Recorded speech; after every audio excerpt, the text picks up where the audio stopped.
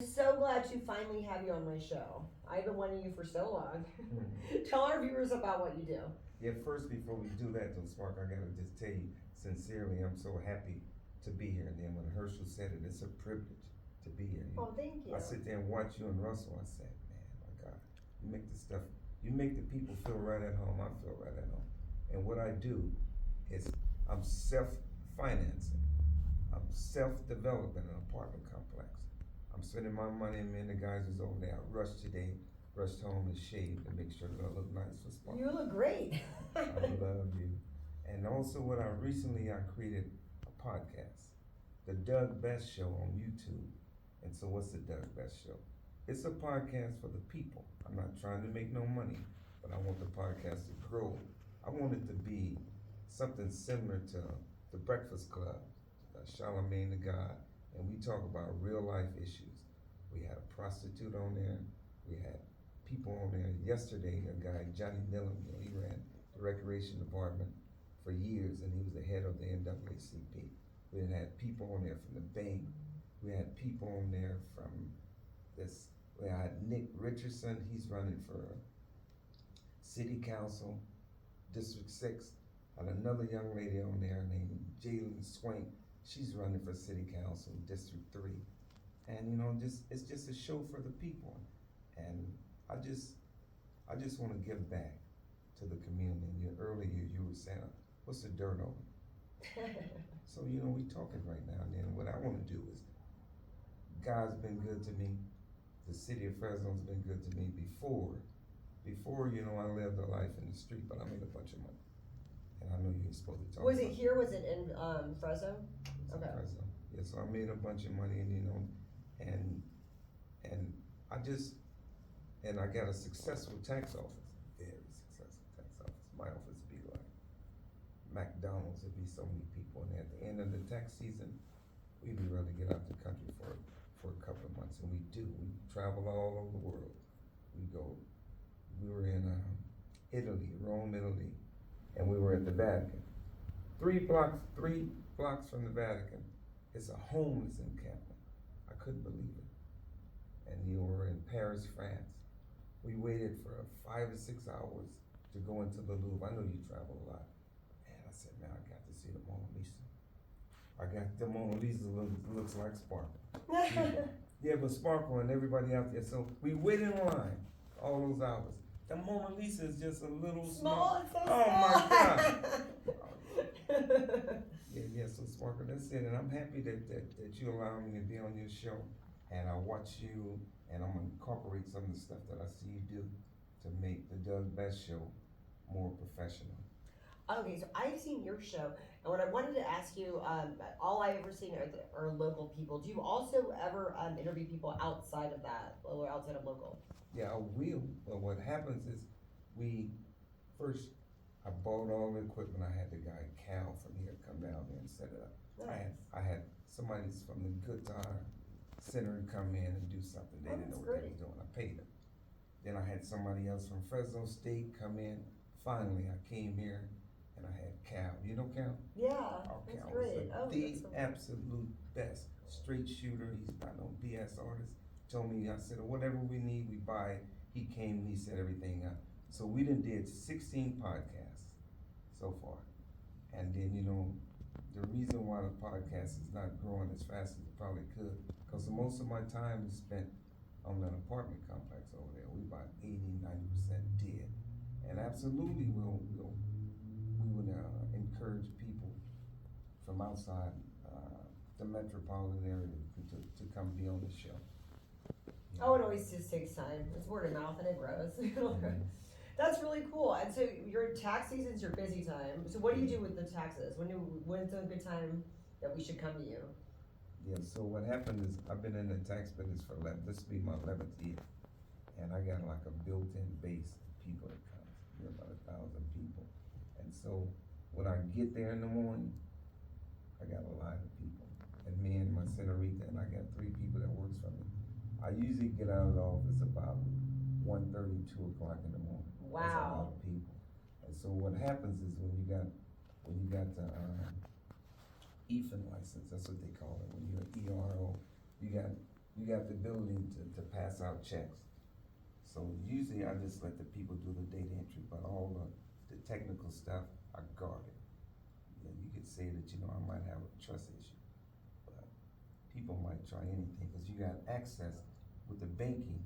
You got Right. access to millions of dollars where you can actually go in there and you could do something that you shouldn't do. So how long have you had that going on? 11 years. 11 years, and then you started, and that was always in Fresno too. Oh wow, you're a busy man.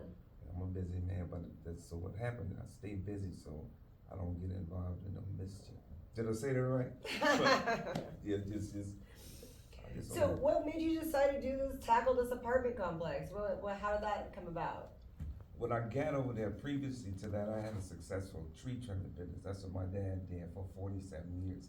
And me and my brothers did it over there. So we got like about 3/4 of an acre. And we subdivided it. And I had like about 12, 13 trucks over there. And finally I said, I don't want to do it no more. And so I got rid of it. I almost just gave them away to Mr. Turner, Jerry Turner. He got Turner's Auto Wrecking out there. And we were in Mexico and we were thinking about building a house over there. But when we came back, she decided she didn't want to do it. I said, you know what? We'll just build a complex over here. So it's 2 3-bedroom units. Okay. It's called accessory dwelling unit. That's the reason why you could add it. And then we got 2 1-bedroom units. So it's 4 units. It requires a lot of attention because what happens though, those Sparkle, you could have, we done went through 68 people and you got that many people over there. All of them aren't subcontractors, and I'm trying to say it correctly. Sometimes we might have some southern gentlemen from Mexico. I gotta say it like that so it sounds nice.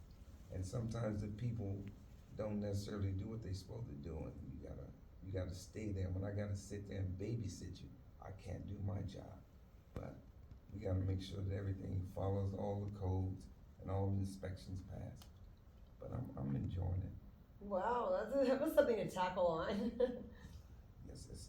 Did you have tenants in each of the places? No, at this point right now, but we got about 11 houses that renters. Okay. Yeah, but for these units right here, they're not completed yet. Yeah, you're still in that phase of making everything, getting it all nice. Mm-hmm. Yeah, completely having it where it's ready to move in. We're not there just yet. But I got about 10, 11 houses where, I got tenants in there already. And usually what we do, we usually just get the tenants from Central Valley Residential Center. And what they have, you can have a mental disposition, a disability, or physical disability. And what happens, you might get SSA, SSI or something. And our money comes directly from a paid company. So you don't have to go in there and argue with the tenants. Oh, that's really nice. Yeah, Sparkle, I enjoyed being busy. And so, I don't know if I say having a podcast is that my hobby or my passion, but I figure, in 4 years, and then you correct me if I'm wrong, in 4 years, if I got 100,000 subscribers and 200,000 or 300,000 followers, I don't see no reason why, I see Joe Rogan, I'm too relaxed. I see Joe Rogan and I see Shannon Sharp and I see Stephen A. Smith and I look at these guys, these gentlemen. I don't see them being no smarter than me. And I look at you and then I see Oprah. I don't see Oprah being no smarter than you. Surely not as beautiful. No. It's true. And then so what sets us apart? It's exposure. That's the only thing that I can see. And then naturally, they got a team of people that's making everything the way it is. Like you got the gentleman back there in the production room. All that will come for me. And then, get an opportunity to be on your show and have you to come on my show. We see her show, we see different people, we see Russ, we see all these different people, and then we just integrate them into my show, and then it'll just grow. And the most important thing is the show. My show is the show for the people. It's the show for the people, and every time somebody be on there, I want to just add value to the people's life. And so with a podcast, you make money 3 or 4 ways. You get a little money from the social media platform, a little, or you selling merchandise, Sparkle's beautiful clothes. I'm sure you probably sell them, or you get a sponsor or something like that. But that's later down the road. Right now, all I'm doing right now, I'm just trying to build it. And by being on your show, it gives me a broader audience for me to talk about it. Do you see it like that, Swan? Oh, for sure. I was wondering, so what kind of people do you want to interview? Like, what's kind of your dream here? Like, if you could interview a certain type of person, that would be your ultimate interview. To be honest with you, Sparkle, so what happens is I'm not starstruck. I've been around beautiful women all my life.